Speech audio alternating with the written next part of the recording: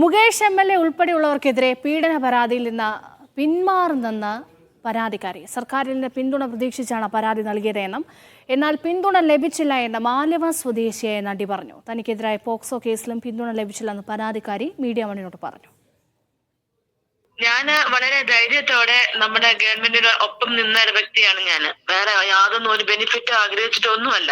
നമ്മുടെ ഒരു നല്ല സമൂഹത്തിന് വേണ്ടി നമ്മുടെ പെൺകുട്ടികൾക്ക് വളരെ സ്വതന്ത്രമായിട്ട് ഇവിടെ ജോലി ചെയ്യാനും അവരോട് ആരും അഡ്ജസ്റ്റ്മെന്റ് ചെയ്യാമോ അങ്ങനെ ചോദിക്കാൻ പാടില്ല എന്നൊക്കെ ഒരു നല്ലൊരു വിചാരത്തോടെ മാത്രമാണ് ഞാൻ മുൻപോട്ട് ധൈര്യമായിട്ട് വന്നത്.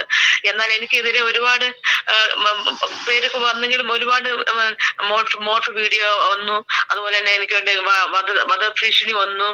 ഒത്തിരി ചീത്തകളും ഫോണിൽ കൂടെ എല്ലാം അതൊന്നും ഞാൻ കണക്കാക്കിയില്ല. എന്നാൽ ഒരു പെൺകുട്ടി എനിക്കെതിരെ പോക്സോ കേസ് 10 വർഷം മുമ്പ് ഒരു പോക്സോ കേസ് നടന്നു പറഞ്ഞ ഒരു കേസ് ഇറക്കിയപ്പോൾ ഞാൻ പോലീസുകാർ എന്നെ വിളിക്കുമെന്ന് വിളിച്ച് ഞാൻ വെയിറ്റ് ചെയ്തു. അവരാരും എന്നെ ഇതുവരെ ഒന്നും വിളിച്ചിട്ടുമില്ല.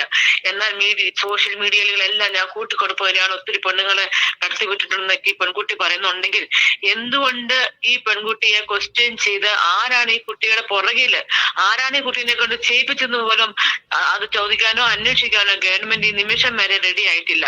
എനിക്ക് അതിൽ വളരെ മാനഹാനി മനോവിഷമമാണ്. എനിക്ക് 2 കുട്ടികളുള്ളതാ, എനിക്ക് കുടുംബമുള്ളതാ. അതുകൊണ്ട് ഞാൻ ഈ കേസെല്ലാം ഞാൻ അങ്ങ് പിൻവലിക്കുക. മനസ്സിലായോ? കാരണം ഗവൺമെന്റ് എന്നെ സഹായിച്ചില്ല ഈ നിമിഷത്തില്. ഒരു മീഡിയ പോലും എന്റെ അടുത്ത് എന്നെ വന്നിട്ട് ഇത് ഈ കേസ് ഒന്ന് കാര്യമായിട്ട് എടുക്കണം എന്ന് പറഞ്ഞാൽ ആരും വന്നിട്ട് പോലുമില്ല. കൊച്ചിയിൽ നിന്ന് വിവരങ്ങൾ നൽകാൻ അഹമ്മദ് മുജതബ ചേരുന്നുണ്ട്. മുജതബ, ഇപ്പോൾ എന്താണ് സർക്കാരിൽ നിന്നും പ്രതീക്ഷിച്ച പിന്തുണ ഇല്ല എന്നുള്ളത് കൊണ്ടാണോ ഈ കേസിൽ നിന്ന് പിൻവലിയാൻ ഈ പരാതിക്കാരി തീരുമാനിച്ചിരിക്കുന്നത്?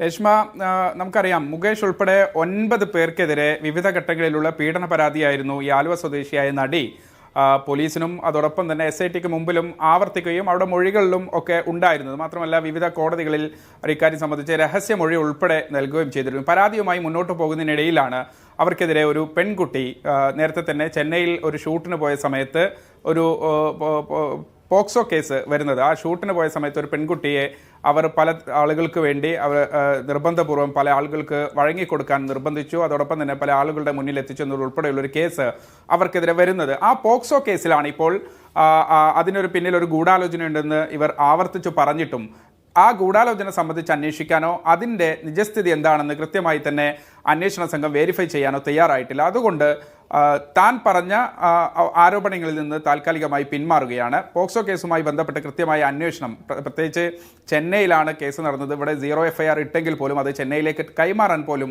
പോലീസ് തയ്യാറാകുന്നില്ല. തനിക്കെതിരെ ഒരു ഗൂഢാലോചന നടക്കുന്നുണ്ട്. സാമൂഹ്യ മാധ്യമങ്ങളിലൊക്കെ വലിയ വിമർശനം നേരിട്ടിട്ട് പോലും തൻ്റെ പരാതിയിൽ ഉറച്ചു നിന്നൊരു സാഹചര്യത്തിൽ തനിക്കെതിരെ ഒരു കേസ് വന്നപ്പോൾ അത് SIT കൃത്യമായി അന്വേഷിച്ചില്ല. സർക്കാരിൽ നിന്ന് ആ കേസുമായി ബന്ധപ്പെട്ട് അത് കൃത്യമായി തന്നെ അന്വേഷിക്കണം. ആരാണ് പരാതിക്ക് പിന്നിൽ, ഒരു കൗണ്ടർ കേസാണെന്നതുൾപ്പെടെയുള്ള ആരോപണങ്ങൾ നേരത്തെ തന്നെ ഇവർ ഉന്നയിച്ചിരുന്നു. പക്ഷേ അത് സംബന്ധിച്ച് കൃത്യമായ ഒരു അന്വേഷണം നടക്കാത്തതിൻ്റെ പേരിലാണ് ഇപ്പോൾ പരാതിയിൽ നിന്ന് പിന്മാറുന്നത്. വരും ദിവസങ്ങളിൽ ഈ പൂങ്കുഴലിക്ക് ഇത് സംബന്ധിച്ച SITയുടെ അന്വേഷണം നേതൃത്വം നൽകുന്ന പൂങ്കുഴലിക്ക് ഇത് സംബന്ധിച്ച മെയിൽ അയക്കുമെന്നും ആ മെയിൽ മുഖാന്തരം പരാതിയിൽ നിന്ന് പിന്മാറാനുള്ള കാര്യം അവർ പറയും എന്നും പറയുന്നുണ്ട്. പക്ഷേ അപ്പോൾ പോലും ഇപ്പോഴും പരാതി പിൻവലിച്ചിട്ടില്ല. പിൻവലിക്കാനുള്ള ആലോചനയാണ് അവർ പറയുന്നത്.